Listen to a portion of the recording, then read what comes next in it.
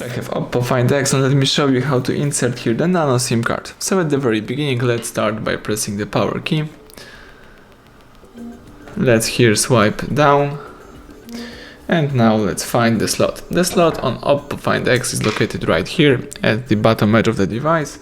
Let's simply use some special eject tool or simply the paper pin to open this slot. So let me show you. Let's just press it right here. Alright, now you can remove the whole thing from your device, and here you can insert the Nano SIM card.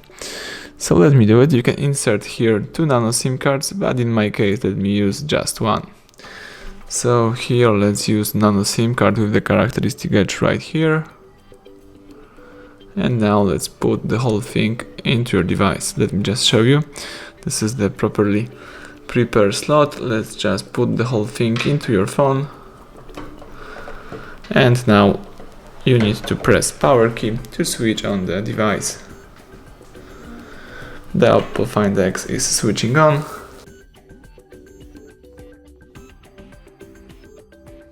Alright, so here let's unlock the phone. Choose settings. Select SIM card and cellular. As you can see, the phone is reading one SIM card, so everything is alright.